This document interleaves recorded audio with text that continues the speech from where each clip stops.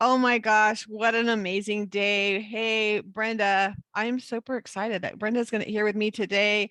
Uh, Rebecca has a got to got to have a half day today at work, so she had to run around and pick up kids in the bus. So it's exciting. So all of us are dealing with littles today. We're all dealing with littles. Brenda's, you're home with you got two little boys. I got two little Hmm. girls. Yeah, it's a good day. It's a good day. It This is a is an good day. interesting day, huh, Brenda? This is a really interesting day for us. Mm. And it worked out Hmm. perfect. Kind of that, of course it did. The sovereignty of our Father, that you and I get to do this together today. Yeah, that's So right. it's It's an the interesting day. ending of some things and the beginning of some new things. Can I just say that Annie Perez, you may know her. She's basically Rabbi Annie. She said the most interesting thing this morning. She said, in order for you to arrive somewhere else, you have to leave where you're at. Yeah. And that just struck me because that's so prophetically what is happening on the earth today. And I mean, of course, in our Torah portion, 100%, but really in all of our hearts, because, nothing's just individual. It's always about collectively all of the body. Right. And there are a lot of leavings and there are a lot of things that are ending right now. And it's really wise for us to maybe take a breath and think, well, Father, if this is ending, it means that something else is beginning. And Right. so we could maybe just take a breath and step into the transition without fear, because we know, especially in this Torah portion, do we not know how good he is and how he will see for provision for everything. He promises that he will. Right. So That's we right. can trust him. So yeah, I Yeah, just I want mean, to we go have ahead. next week. We have the 30th, of course, but it's Mhm. going to be kind of a wrapping up a Gregorian year. It's not going to be this. It's going to be it'll be a little shorter next week because a lot of us are traveling and doing different things for the next week. Many of you are in the middle of Hanukkah right now with us. We have been doing Yeah. some fun stuff. Brenda was home with me, and we were doing fun things for Hanukkah, weren't we? That was so great. What a wonderful, incredible opportunity to enjoy Hanukkah with the communities.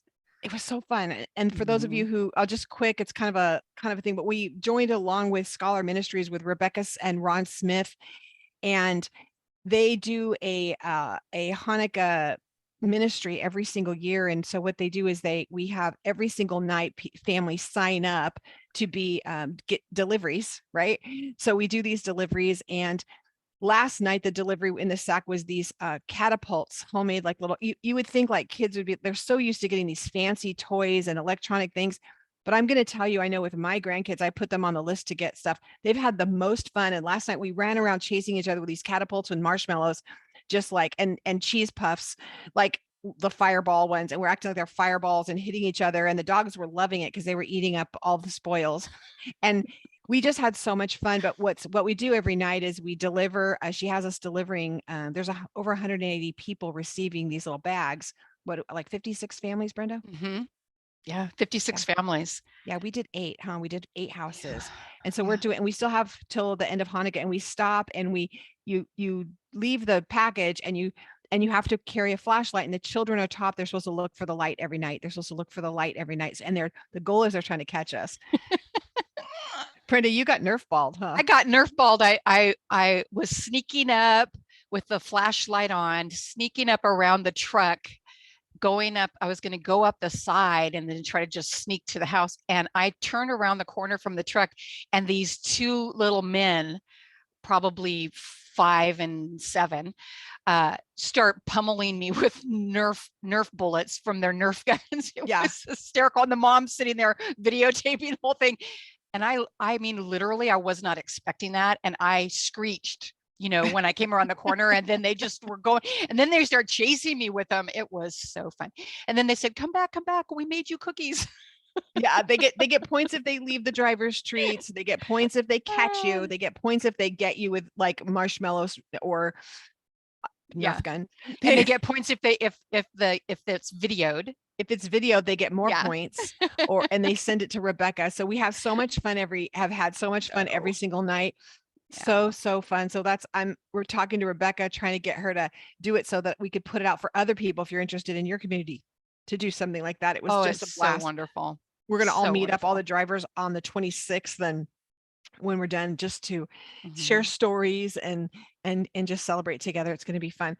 Brenda, we kind of touched on this as the end of a thing. 8 years ago, we went live. It was in October. 8 years ago would be October. We started a Torah cycle. You came in we were Zoomers before it was cool.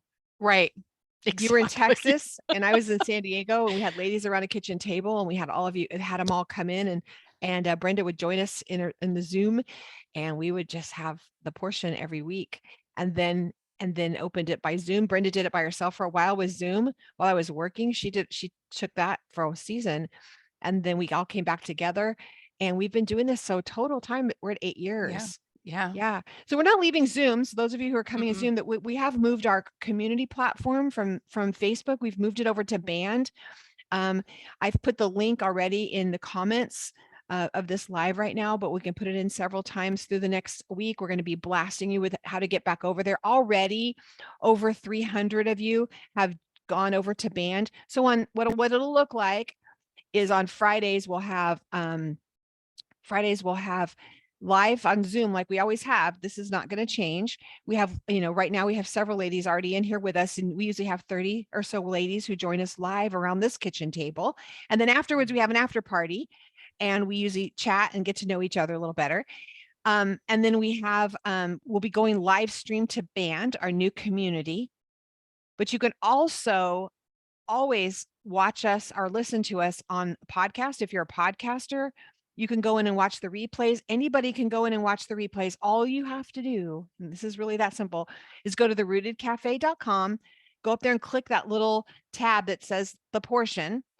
And when you go in there, the first thing it says is click here about the podcast to learn about, you click there and it'll tell you exactly how to listen to it if you're a podcaster, how to get it, find us on Apple, how to find us on Spotify, how to find us on Google podcasts, all the places.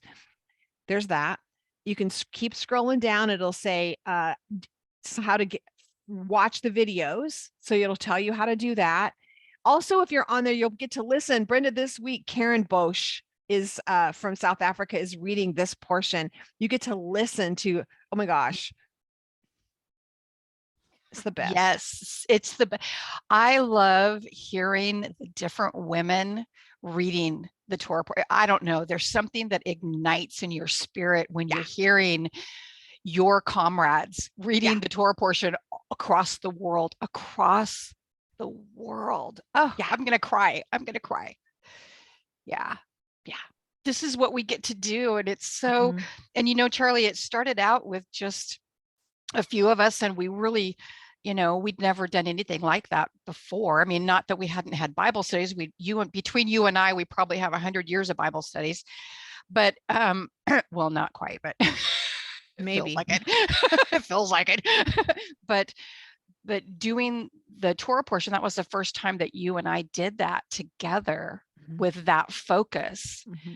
And the women that we had were not women that even really knew what that was. No. And it was so interesting and so beautiful how the Holy One put it all together.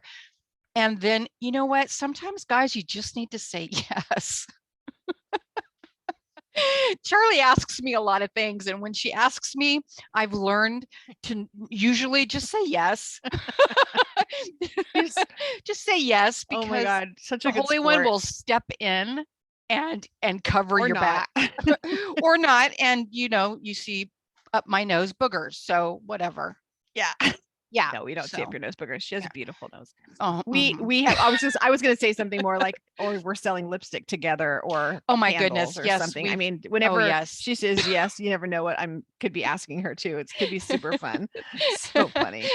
We did sell lipstick together for a long time. Yeah. She and I that was our training. It was definitely training ground. So for such a time as this, I did want to just share my screen for all of you who are watching, especially those of you who are watching on Facebook right now. And I just wanted to give you just kind of a quick little look. This is what the band looks like when you join us on band. This is what your feed looks like. Very similar to your Facebook feed. As you can see, we have a very active community. We're all chatting in there. You're able to chat with one another. You can see there's live chats. People are chatting all around. We have a calendar, so you can just go right in and say, oh, I want to be on the portion. You click the portion, you can click the link and come right into us. It's in your calendar. It's really nice if you want to post. You just go in there and big old button says post. You can invite your friends. This is open to all your friends. Yeah, so you can see it's Yeah, a the really fun calendar, Charlie, the calendar makes it so easy. You just click, if you want to show them where the calendar is, you just click on the calendar and it gives you everything that the dates and times and everything. Yeah. And we It's can see super like easy. exactly like we have a prayer call, that you can jump in on a prayer Zoom with Deborah Flanagan. It's really fun. And then of course our weeks, and then the Thursday nights you can say, oh look, it's Thursday night, because you guys know we have one week, the third week, it's always on Thursday night with Jen and Robin. So I just wanted to share that with you, because I think that sometimes it's kind of nice to see like not we don't know, so it's a little scary. Yeah. And we're a little, I mean, it's the reason we're sad is we can serve you. We're sad because we're so used to being in this platform. However, we can serve you so much better over here, and for a lot of reasons. And both of us are still on Facebook. It's not like we hate it or anything. We can just serve you so much better at this capacity. So we're excited as you move over. This week, Brenda, is really fun that we are in Miketz. We're in Genesis 41:1 through 44:17. Isaiah 66:1 through 24 is our Haftarah, or the prophets. And the section of we're using, we use First Fruits of Zion. We use their New Testament portion, or the Brit Hadashah. And we're using Luke 24:30 through 48. If you guys use a different one, post it in there. We love to see what you're reading. As we tie these all together. And many of you are celebrating the feast of, it's not a biblical feast. But it is a festival of lights. And it's been fun teaching my granddaughters about it. It really has been. It's been fun talking with them about it, having lighting candles, talking about believing in miracles and believing in things. And I think that ties into where we're at right now, is because Brenda, I was really realizing when I was reading this portion is that we have to, the whole scripture verse about being ready in and out of season took on a whole new thing to me this week. Tell me about that. Joseph had to be practicing his gift down in the dungeon.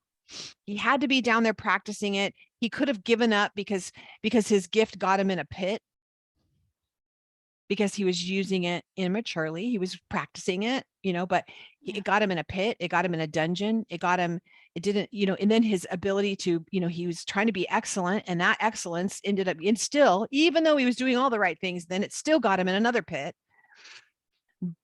But he continued to practice that gift, even in the pits, even when he was in the middle of that, he continued to practice that gift. And he was ready when the Pharaoh called him. All he needed was some new clothes and a shave. That's all he needed. Because there's many of us who, I mean, I might step on some toes on this, but a lot of us, maybe you're called to worship. Maybe you're a music minister. Maybe that God has put a song in your heart, and he's saying, if I called you tomorrow, if someone called you and said, I need you to jump in and substitute and play the piano, I need you to play the keyboard, I need you to play a guitar, I need you to sing, I need you to do this, could you? Or have we get so caught up in the pit that we haven't practiced the gifts and the talents he's given us? Are we good stewards of those? Are we practicing them even in the middle of the prison cell, even in the middle of the yuck? That's it. Or are we just licking our wounds and just surviving until we get out? And when I get out, then I'm gonna, here we go. When I get out, I might write the book. When this is over, I'm going to do this. When this is, I'm going to sing the song. When this is this, I'm going to start the ministry, do whatever your gifts are. What has he called you to? And are you practicing it in the middle? I'm just a mom right now. I'm just doing this right now. But in the middle of where you're at right now, are you still practicing that gifts? If it's music, I'm going to stay in that right now. Or if you're a writer, are you writing with your kids? Are you practicing songs with your kids? Are you still practicing? Is your voice strong? All I'm just saying is when he's ready, you're out of season. we always think, oh, I'm ready in and out of season. What about the out of season? Are you ready out of season? And that's what I saw this week with Joseph is he was ready out of season. Exactly. Exactly. One thing you don't hear in the Torah portion, pardon me. One thing you don't hear with Joseph in the Torah portion, which is I think is very significant. I love how the Torah portions don't say some things for a reason. Mm, And one of the things they do not say about Joseph was that he was griping and complaining. yeah. And that's very significant. It's very significant because when it's talking about the other brothers, there are things that are said about how they behave and what their attitude is. But with Joseph, it's basically exactly what you're saying. He was on mission. Who's that rabbi that says it, the chutzpah, he had from the lineage of his father, from his lineage of Yitzhak, from the lineage of Abraham, he had that, I'm going to do it no matter what. Yeah. He had that within him, and it cost him dearly. It cost him everything, and he didn't give up. His He identity. kept going. Exactly. Everything. And the thing is that the new identity that he got, do you honestly think that that was his goal in life? Was to be an Egyptian, a ruler? That does not look anything like the promise. He has Egyptian children, an Egyptian wife, and he's walking like an Egyptian. He's walking like an Egyptian. He's dressed like an Egyptian. He's speaking like an Egyptian. He's an Egyptian for all, purposes and plans. And yet in the midst of all of that, so sisters, you got to hear what Charlie just said. In the midst of it looking like you are living in Egypt and you are ruling in Egypt, and there's things happening around you that look Egyptian, in the midst of all of that, your light needs to be shining, and this needs to be preparation. The pit is preparation. Yeah. The pit is practice time. The pit is purposeful. Let's just do all the P's. All the P's. And I talked about this on Wednesday quite a bit, is about that. Brenda, I don't think I would have said yes. If I were Joseph and I was in the prison and I was called up and I might have interpreted the dream and I'm like, here's what you need to do. Cause let me get bossy. Let me tell you where all the systems got to happen. I'm going to put you all in place. And he's like, okay, well then I want you to take it over. I would be like, oh no, that's way too pagan. I can't do that. Yeah, I can't do that. That's no, not sorry. my calling. I'll need to go that's back not my calling. Prison. It's not my calling. I'm not called to that. I'm waiting in prison. I'm waiting in prison for God to rescue me. Exactly. I'm waiting for him to rescue me and put me back with my family. And I'm not going to put on Egyptian clothes, and I'm not going to have an Egyptian name, and I'm not going to have Egyptian children, and I'm not going to have an Egyptian spouse. So I'm not going to save the world. Oh, by the way. But thank you. Thanks for thinking of me. Thanks anyway. Yeah, I'm waiting for something. I'm going to go back to my prison cell and I'll wait to be rescued. No. That would be me. I'm just being, and I mean, oh yeah, I really sat in that all week long. Me. I would have not, I know me, and I would not have said yes. I would have said, no, I can't. No, this is not my calling, because my grandfather, was given a promise, and this is not how we work it. This is not Hebrew, because I was a man of the tents. So I'm studied, I'm learned, I know the ways, I know all the things. This is not all the things or all the ways. My dad's put hope in me. My father trained me up and put hope within me that I would fulfill his destiny and his father's destiny and his father's debt. There's a plan here, and being in Egypt isn't part of it. Exactly. And how many things have I said no to out of my righteous indignation? Oh, geez. Have I said no to? And he was trying to birth something, a nation. In this case, with Joseph, it was a nation. It was huge, right? Yeah. A nation had to come there.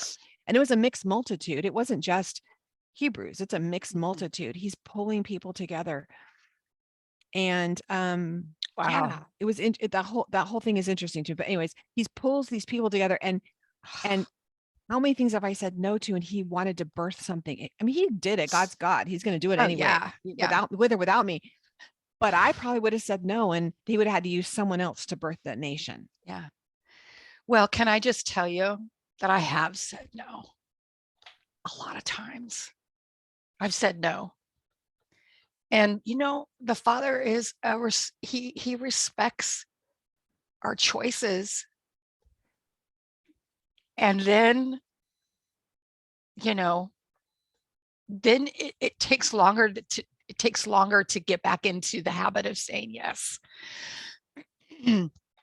Yeah. So I really relate to this. Yeah. I really do. Really, not that please understand, I'm not comparing myself to the greatness of Joseph. Oh, please. Not even tiny bit. But I mean, he's not a respecter of person. So No, what he's he has not. maybe called us to may not look like delivering a nation or birthing a nation, but whatever he's Right. birthing out of each one of us is just as important. It's just as Yeah. important, even if it's in your home, that it's your job, is that he's called you to live in a home at this season right now is Yeah. very difficult for people. And there's Yeah. many of you who are watching or listening and you're struggling because your house feels divided. Yep. And things are happening right now. And can I Yeah. just say, not to let it be, bring Don't let it unity, be. bring Be the unity and unity. be the Be the unity. unity. And it might look like an ugly sweater. Hey, Fill in the blank. It might look fill in the like a blank. crazy hat with a ball on the end. It might look like something, it might look Egyptian. And can you just pray? I'm not telling you to run and jump into that. I'm just saying, pray about it Exactly. and know that Exactly. what is he saying Right. to do? Because a lot of Right. times we're grabbing onto our righteous indignation and we're missing the Egyptian, we're missing the opportunity for something to be birthed through us because we're saying no to something that Yeah. looks so Egyptian to us. Yeah. That's just me. That's where I'm at this week, is he showed me where to, like you said, things flashed before me of the things that I said no to. And had I said yes, he was trying Yeah. to use me in something. Some of it might have looked like, Yeah. I'll give you an example. One time we were sitting in a bar. It was a not a bar, it was like a microbrewery. And we had a restaurant and we were picking beers for the restaurant. And I was sitting there and I'm just like, well, at this time, I'm not in anything. I'm just kind of mad about everything, the way that God allowed things to happen. So am I mad at God? Probably a little, but I was Oh, just wait, mad at that's like in the church. Torah portion today. Exactly. I'm mad about what's God did happening. this to me. God did this to me. That's exactly how I was like, this is what's going on. So when that happened, there was a minister sitting next to my husband who, and I didn't know that, but he's talking to my husband, and my husband wasn't following the Lord at all. And he starts sharing with him, and I'm listening to, and I'm like, oh, give me a break. Now I'm coming from super religious background, not even a drinker. I grew up where drinking was totally a sin. You only snuck a margarita on the women's retreats when you're out of town. And you were sitting at this thing, and my husband, they're tasting this beer, and I'm sitting there and he's trying to minister to him, and I hear him start talking to him, and I hear tears coming down see him coming down his eyes, because he says he's literally prophetically speaking into my husband. And then he's like, oh, I'm one of the pastors at the church behind this. It was like warehouses, and like a warehouse kind of church. And I was sitting there, if he was stepping in as Joseph, it looked really Egyptian, but he was being used to bless my husband in that situation. And we just got to be really careful, because I was super judgy on this guy. And here he was in a Joseph moment saying yes. And I am being judgy going. So we have to be careful, not only that we're stepping into our Joseph moments, but that we don't judge others, and we don't know what he's called us to. And I talked about this on Wednesday. I really beat everyone up. Sorry, but was beating myself up. So I'm glad you all were part of it. But I was thinking about all the people that I've Lashon Harad, that are the televangelist, or the whatever, the books they're writing, or the people, and I can fill in all the names that I have spoken not very nicely. I rolled my eyes like, oh, they're a motivational speaker, but I do not know what kind of Joseph attire he's got on them, and who he's blessing and what he's doing. I need to shut my pay hole. That's why the word says for us to be so careful how we judge others. This is the scripture that the Lord spoke to me last night, because I've been in a situation. He reminded me about the log. I'm like, geez, because I was focused on the splinter in someone else's eye, and I was having to look around the log in my own eye. Oh my gosh. Yes, that is the truth. Bam. I just, yep. Yeah. Yeah. So I relate to what you're saying, Charlie. I thank you so much for just, It's just bringing practical. that I mean, can out. we It's get just raw? practical. Don't we need to be honoring in our mouth. We need to watch our mouth. What are we teaching the people around us when we're slamming righteously indignant, when we're slamming people? No, I'm sorry. Yeah. That's a bunch of baloney. That's Yeah. not And we righteous don't hear indignant. him saying that. We don't even when No, he was serving, when he was in Potiphar's house, he was serving with no. excellence. He was being Yes, he all that was. he was doing everything, all he could do, Yep. just being excellent. So can you just be excellent where you're at? Just be And I'm going to excellent in speak your to your pit. home, in your home Yeah. right now, this week, Yes. today, this weekend. Hallelujah. Can you just stop banging everyone over the head with everything? Yeah. Can we just let him work through you Yeah. in gentleness and the Yes. goodness of him? Now there are times when he may call you to jump up and be a warrior and put a put a stake Put in a someone's sword to head. something. Yeah, put a sword to something. He may call you to do some crazy things, but be ready for that. Yeah. And again, being ready for those of you who have gifts, I want to call those gifts forward. I want to call them out. I want to call my musicians out, my writers out. I want to call the administrators out, the prophets out, the teachers out. I want to call you out. Yeah. Because wherever you're at right now, quit waiting for when things get better. Yeah. You're going to do it right now, out of season. If you're out of season, I want you practicing that gift so you're ready when when the coach calls you up off the bench, you've been practicing in the bullpen and you can jump right in and ready to go. That's right. I That's mean, we it. can be women and Exactly. understand that analogy, right? Can you Absolutely. imagine getting called off the bench and you're like, you're a pitcher and he's like, hey, we need you up on the lineup, and you're like, oh, I haven't been practicing, my arm's kind of sore, and you just Oh missed your yeah. opportunity. Give me 6 weeks and let me get into shape. No, Yeah. you be in Yeah. shape right now. Now out of season. Right. So I believe that there's been a clarion call for a few years now, especially with the things that have been happening globally, with the pandemics, that he's calling us to be prepared. And a lot of us have thought it just meant saving rice and beans, but he's calling everybody to get prepared in your gifts, get prepared in what he's calling you to do out of season, because he's about to call some people up and you need to be ready. Maybe Yep. it's been a long time. You're a little girl and he put a calling on your life and you knew, or maybe you don't know what it is. Then this is the time to start pushing in. Father, what is it? What do I need? What are you good at? What could you do all day long and never have any and not get paid for it? What could you talk about all day long and just someone say, hey, tell me about this, and you could just talk all, is it cooking? Is it hospitality? What is it that you're so good at that's that gift that comes through you? Let's operate in those. Let's be ready. Let's get ready. We're talking about having our lamps ready. When the groom comes for us, is your oil, are your wicks trimmed? That's right, Cindy. Trimming your wicks. Do you have oil in your lamps? Or are you just waiting till he's going to, oh, I think I see him now. Let's go run, get everything ready. Let me practice my singing. Let me get my books written. Let me get my stuff done. Oh, he's coming. He's coming. It's too late. It's too late. Yeah.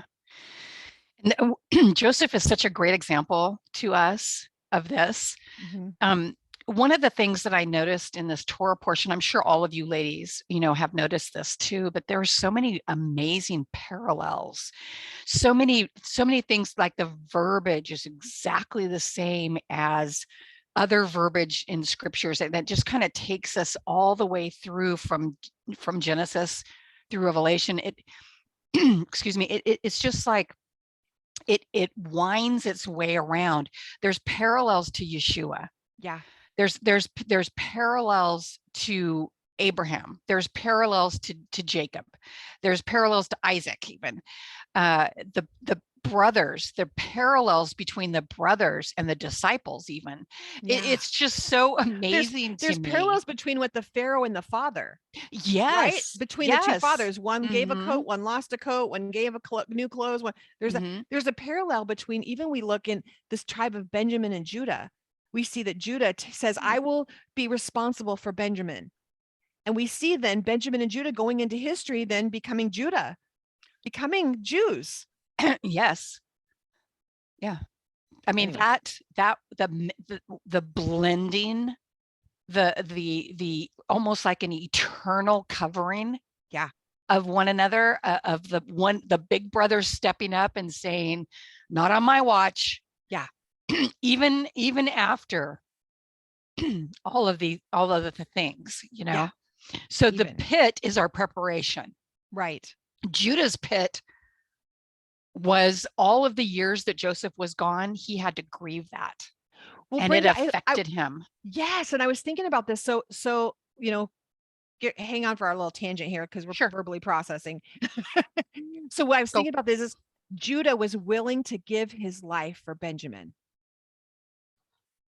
The parallel, then we have Yeshua, the tribe from the tribe of Judah, Exactly.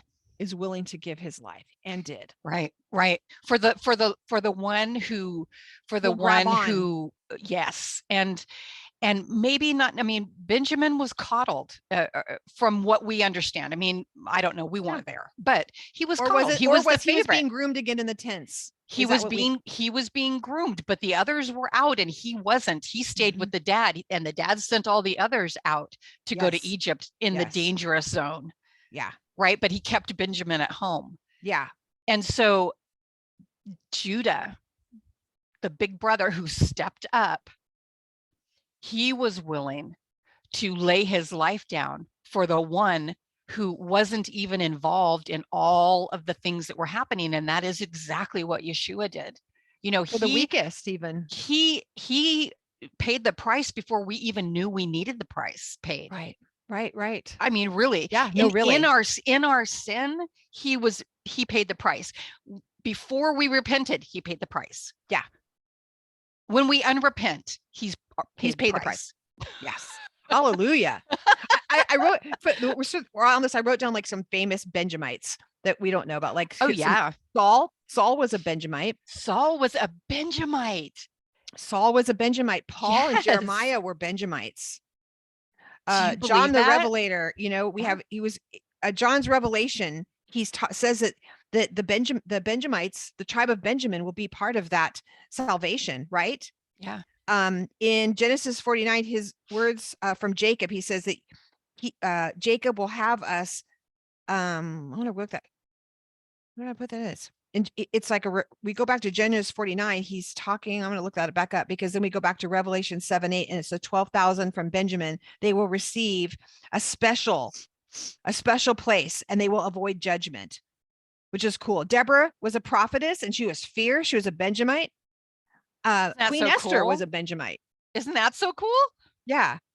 It's the smallest tribe, but it's militarily was fierce. Mm-hmm. Really cool, right?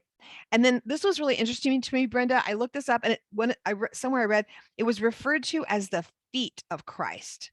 Oh, that's awesome. So we're all part of the body, but it was the feet. Yeah. The Benjamites were referred to as the feet. I don't know if that's the I thing. Okay. love that. That's something that we could just like ponder for a while. There's a lot. Hey, real quick before you move on. Yeah. The whole thing with Saul being a Benjamite. Yeah. We're seeing what happens when you refuse to walk in the calling of your life. Saul was a king. Yeah. He was accomplished. He was a ruler. He was a king. Yeah. He was walking in that, but he wasn't walking with the Holy One. He was grabbing hold of other things, outside things, and walking, not walking to the true calling, the prophetic calling as a man of God who was called to rule the nation of Israel. He wasn't doing that.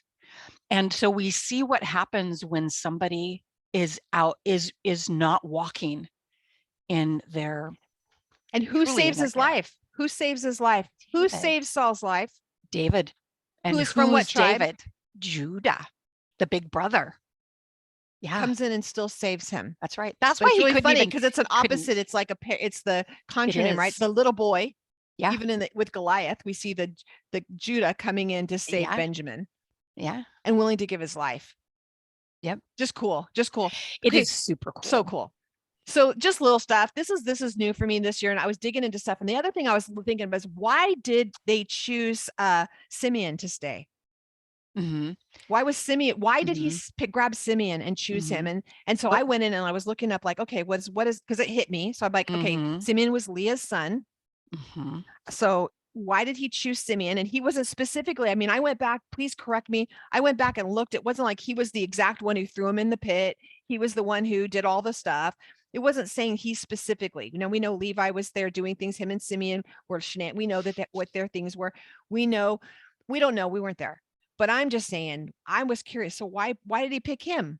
That was my why this week. Why did he pick him? And so I looked up, and I'm just throwing it out for you guys. And Leah's son, and she named him because the Lord heard I was hated.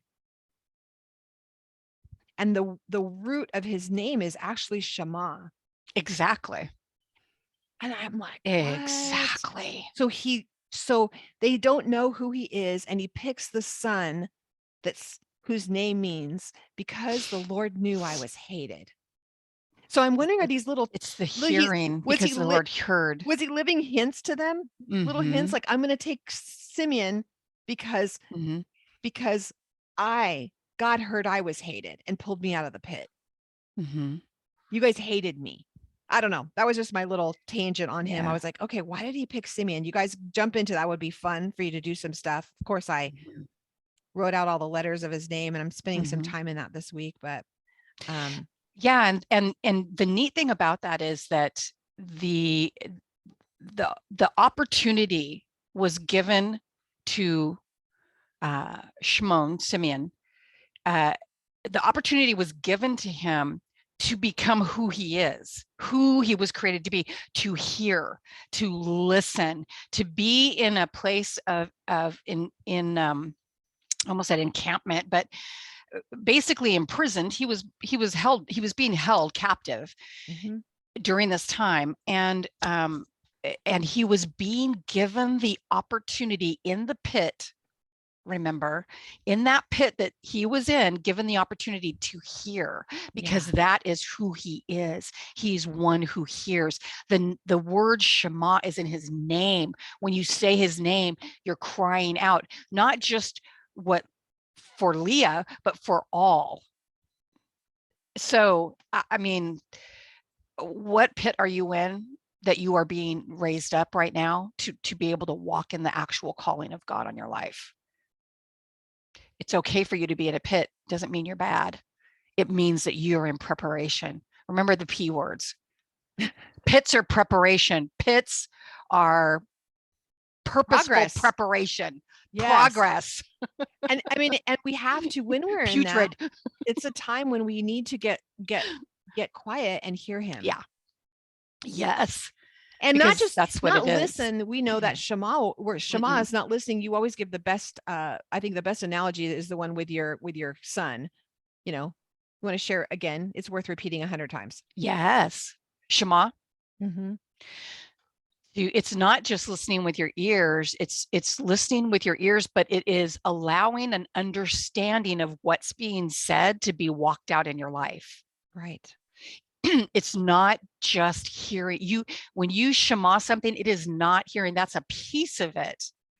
It's a lot of times translated as obey in scripture, and that's not even a good translation. It's a piece of the translation, because once you hear it, you are saying whatever has been said to you, you are going to let that be absorbed into your life, and you are going to walk it out.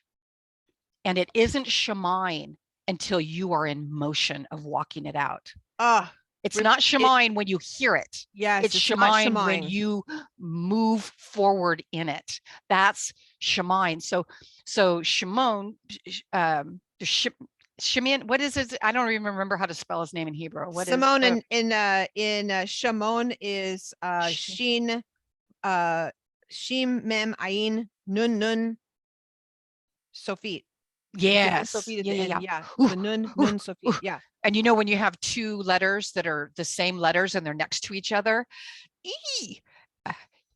it means that there is a conflict that has to there will always be a conflict that will be occurring, and that conflict is supposed to take you to the last, like in this, it's the nun, it's life. It is the air. It is fulfilling your destiny. And these two nuns that are together, one's a regular and one's a Sophite. And the Sofit is taking you to Messiah, who is the ultimate heir.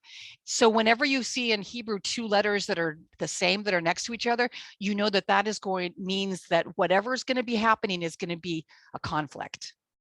It can go either way, and it will go either way. Right. It's not negative, but there will always be a, conflict there. So it's And good. you said about the analogy that I love that you give about shemaing is about your son asking him. Yeah, about the glass of water. Mhm. Yeah, if you ask your son, can I have a glass of water? And your son says, sure. They heard you, right? He heard me.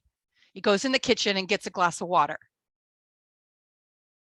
But if he walks out the front door and leaves the water in the kitchen, yes, he heard me with his ears, but he didn't shema me. The shemaing is when he hands me the glass of water and puts it into my hand. That is shemaing. That's the difference. It's not just obedience. It's that he went and did it. He heard me, understood me, and then he acted on that. Mm-hmm. And when that water gets into my hand, that is when the Shema is complete.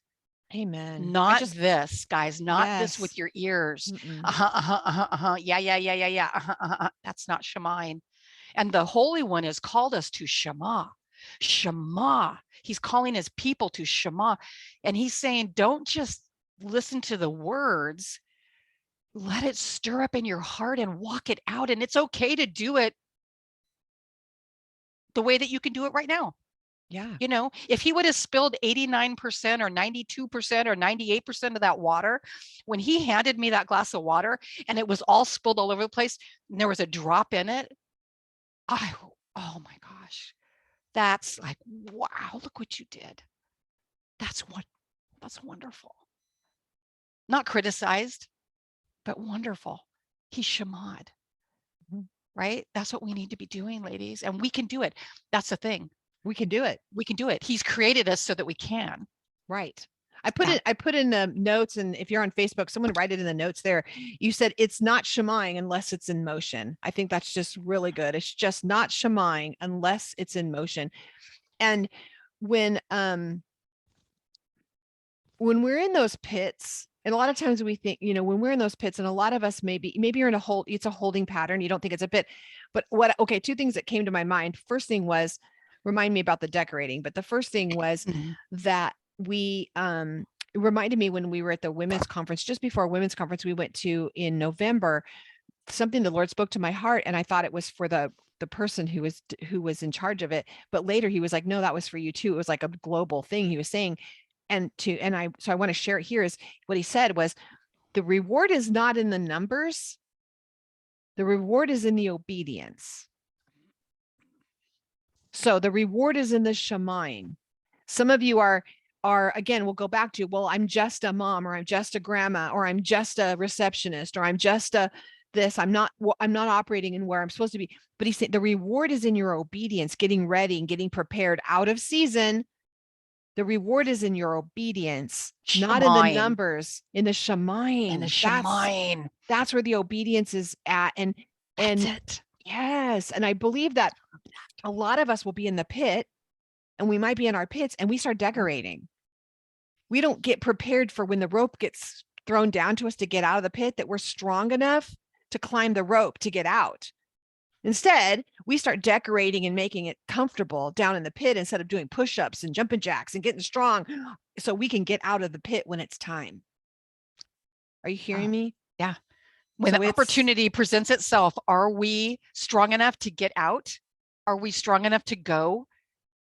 Because if all we're doing is sitting back and waiting for something to happen, we will not be prepared.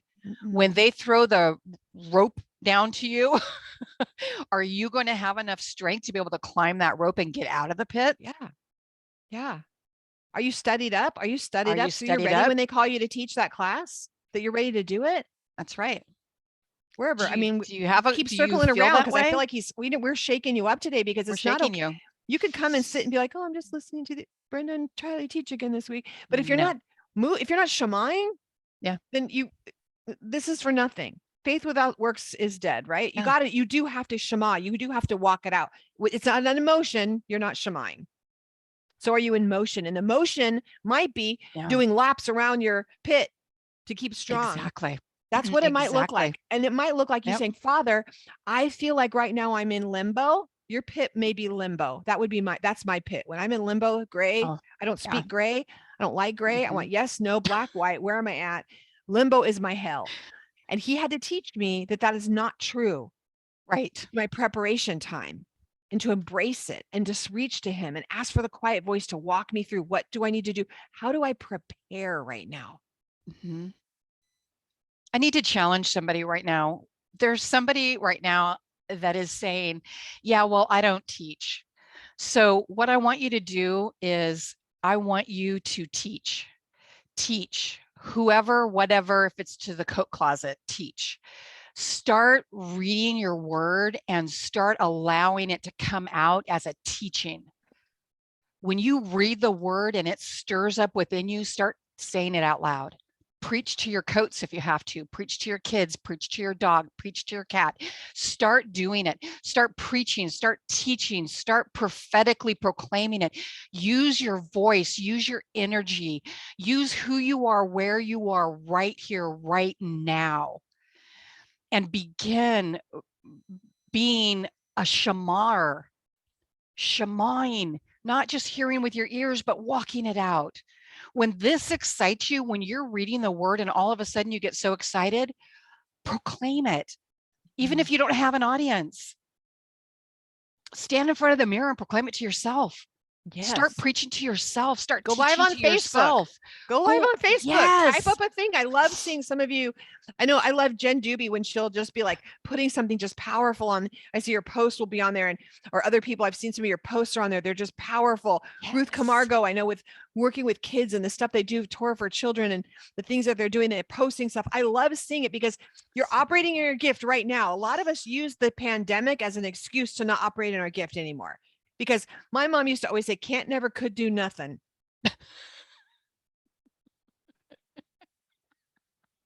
That's cute. Sorry. Done. Right? That says it all.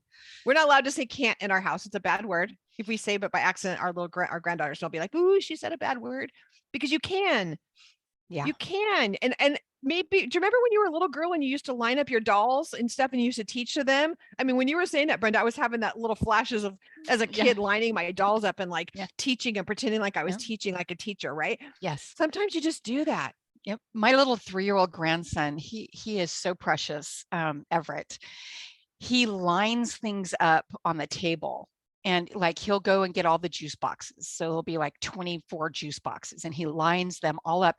And then he walks up and down the line like he's a general in the army. And he looks at each one of them. And if they're just a little bit tweaked, then he fixes them. And then he just keeps walking down the line and he keeps going back and he keeps checking to make sure that they're all in line. He is practicing for greatness. Mm-hmm. He is practicing for his future. You know, and I keep reminding my daughter of that, and it really blessed her. I said, this is him practicing. You know, this is awesome. Yeah. And that's what we need to do. We need to practice. It's okay. You know, preach to the mirror. Sister, you need to hear it. Don't be afraid to fail. And there was the lady, what's her name? Yeah, exactly. But that's kind of good. Then you can see her face. There was a lady who developed, I forgot her name. She is the inventor of Spanx, you know, a shapewear Spanx, that lady. And I was listening to her on a podcast and she was talking about every Friday they got together. I don't know, she must be Jewish. I don't know. But every Friday they had their dinner together. And she said that what the dad asked the kids around the table is, what did you fail at this week? And what I was thinking of, Brenda, is a lot of times we're not going to practice because we're going to fail and people are going to laugh at us. Yeah. Well, would you rather be laughed at or not be ready? Yeah.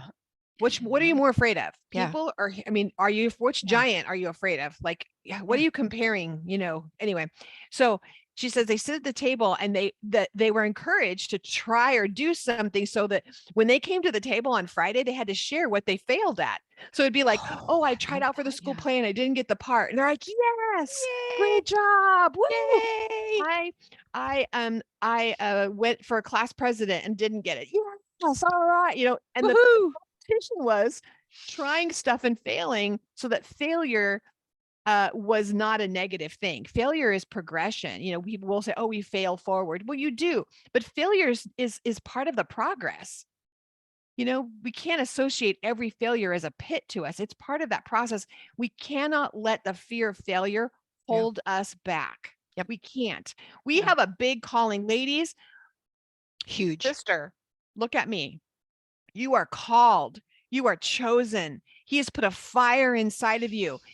You have a responsibility. A lot of you are, if those of you are here in the United States, you're in the United States, that you have an ability to do things that other women in other countries cannot do. We have to be accountable for that. Yes, we On top do. of the fact that we stand on some pretty big shoulders of women who have fought for us to be in this position, just to be able to read. Yeah. Just to be able to read, let alone have a checking account and drive and own a house without our husband saying it's okay. There's a lot of things that we have the ability to do things, and we're going to let fear shrink us back because someone might laugh at us. Sister, I want to Mhm. challenge you to step out and be okay to fail. Be Amen. okay in your preparation and make fun of yourself. Be like, hey, I'm preparing. So everybody laugh right now, but God told me this and it may not make sense to you. It's Yeah. okay because you'll get better and you'll get better, and your practice Yeah. doesn't make you perfect. It makes progression. Yes. We don't want perfect. We want progression. Yeah. Yeah. Yeah. A couple things. We lost one of our members last night, Yes. our precious Evelyn Skinner, and she went to be with the Holy One last night at 10:30.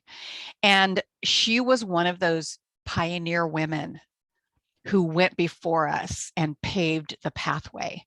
Amen. Yeah. She never saw her life in a limited way.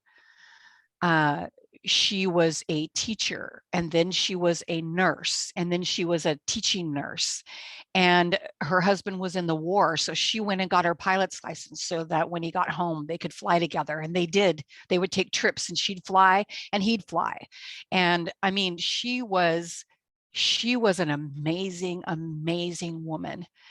And ladies, some of the guards are changing right now, and we need to step up, because we need to be the ones who are creating a pathway for those who will be following us, for the generations to come. That is how we are created. When you learn something, teach it. As soon as you learn it, teach it. You don't have to be qualified. You don't have to be ordained. You don't have to be, teach it. If you learn it and the Holy Spirit puts it inside of you, teach it. Even if it's just one tiny little thing, and allow yourself to do that and fail forward if you make a mistake. If you're quoting the scripture and you quote the wrong scripture, whatever. Okay. Just do it. Just do it. And in the Hebrew alphabet, you guys, if you ever want to take a fun course that's not about learning Hebrew, but it's about learning about the Hebrew letters, the letter bet is a home. And in that home is where we learn to fail forward. That's God's design. And he made it within the letters of the Hebrew alphabet to teach us how to receive and how to hear him and how to go out and fail again and fail again and fail again until we're ready to jump out and go after what is ahead. Yeah. And that's the letter in the letter bet. That's the home. That's what you do. You fail forward. It's a safe place. There's a safety net there. And the course she's talking about that she brought up is actually the course that she put together called the Discovering the Energy of the Letters. Those of you that are in the Ruta Cafe, that. Get in your library. It's quick little go through each letter, quick little things you can go. I mean, you can go through the course and pick a letter a week or every 2 weeks. You can do it at your own pace. It will be available for those not later in the spring. Our goal is to try to get that out to all of you. Yeah. Otherwise, just become a member and you get it. It's included already in there and you don't have to buy it separate. Right. So you go in there and jump in there and go through that great course to do with your kids. Just Yes. practice things to write. I encourage you to print the pack or the thing and put them in those sleeves. I don't have one handy, but you guys, homeschool moms, you put them in the little sleeves. You can get them at the dollar store or on Amazon, and then you use your white erase markers or put it in a sheet protector. You can do the same thing from a sheet protector. I like the heavier plastic ones because they have the little colored bindings, and then you just write and erase, and they can just keep practicing. But you can do that, and you can teach. I love it so much. She does such a great job. But Brenda, it took you a while to step into that because your my thoughts were, goodness. oh, other people know it better than me. I'm not qualified. Yes, exactly. And I'm not, and they do, but that's okay because he has ignited something inside of me. And Charlie was so great about this. And ladies, I will pass this along to you. She told me, if you're not comfortable on video, then go on to Zoom and just open up your own private little, video and record yourself and just get used to and comfortable with speaking, and then check it out. Are you doing this or that? Maybe you could correct that, or, maybe you need to modulate your voice. Maybe you need to come up with some better stories. It's okay. You can practice. And if you're in the pit and if you're not being allowed to do this on the outside, then do it on the inside.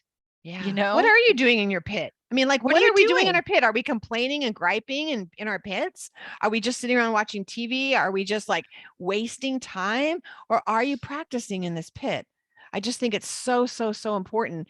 We to pull all this together. I have one other thing that would just hit me on when I was reading this time is I think it was interesting when in Genesis 42:17, and he put all of them together in prison for 3 days. Isn't that something? 3 days. And then he says, now Yosef said to them the third day, do this and live, for I fear Elohim. I don't think it would have been normal for an Egyptian ruler to fear Elohim. He would have feared Ra, or he would have feared the Nile guy or whoever. The Nile guy or whatever. He would have feared, the crocodile the frog guy, whatever. He would have feared them. But he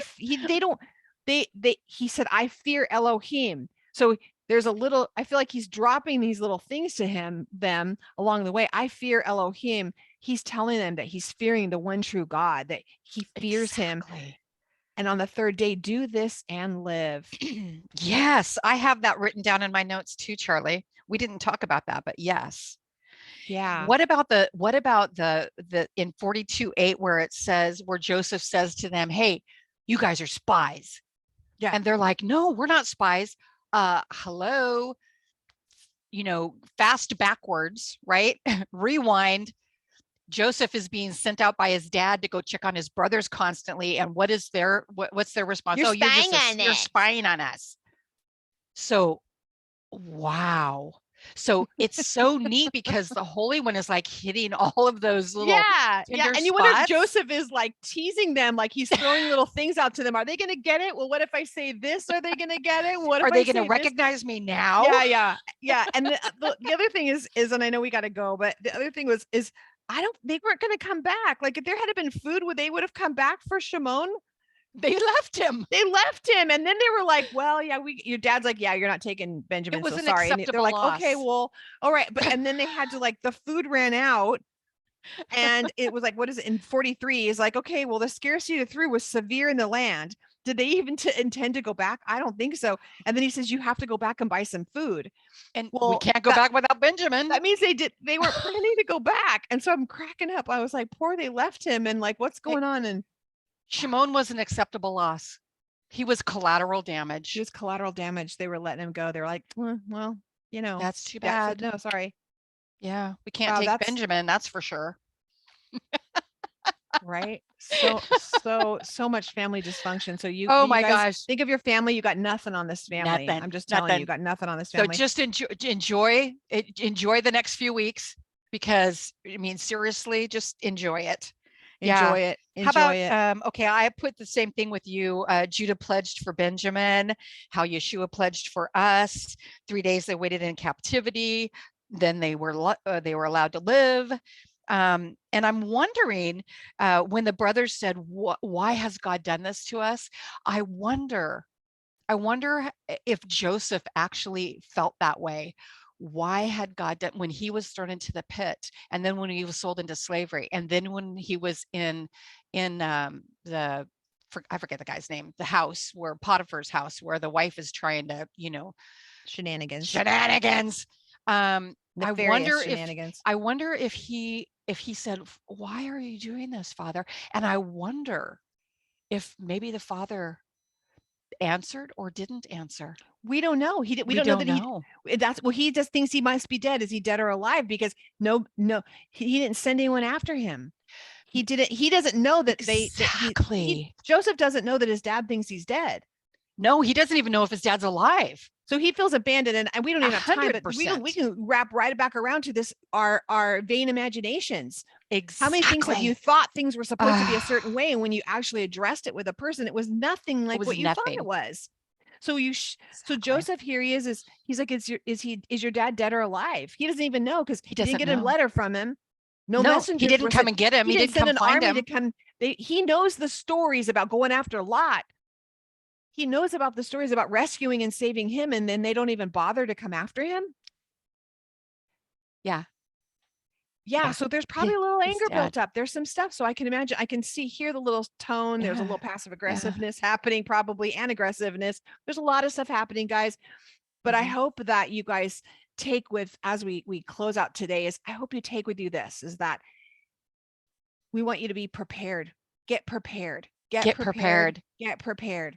Be ready out of season, because get ready for your suddenly. Now, Brenda and I talk about this. I said, my next book is going to be, that's the wrong S word, soon or suddenly. Because I'm like, when he says soon, well, that could be what?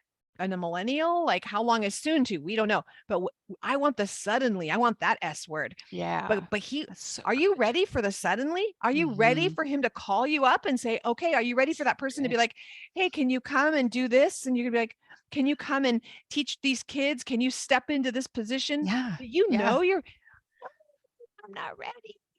Be ready. Don't be that girl. Ready. You're not ready. That girl. Because you have it in you, and what you have inside of you is valuable and worthy of being shared. In your imperfection, it's worthy to be shared. If you've learned it, it's worthy to be shared. Now listen, ladies, my little thing is not going to be the S words. It's going to be the P words. I want you to be praising in the pit, praising in the progress, praising in the preparation. Because this is what's going to change your worldview. Instead of being a victim, you are going to be in preparation for greatness. For greatness, ladies, for greatness. We're calling it forth. We're calling it forth. We are praying for you. Wherever you are, whatever's going on, you have greatness within you that is to be released to the world, and we need to hear your voices. As Miriam, our lovely Miriam, says, we need to smell your spices. Each one of you has your own fragrance. The fragrance of Messiah released in you is unique and personal, and we want to smell your fragrance. Amen. Amen. We'll see you guys next week. It'll be next week will just be kind of a quick overview of the Parsha, and then I'm excited. Again, get over there, get on band, get ready for that, get all the links, get ready. Invite your friends, get on band. Blessings. Bye-bye. We love you. Love you.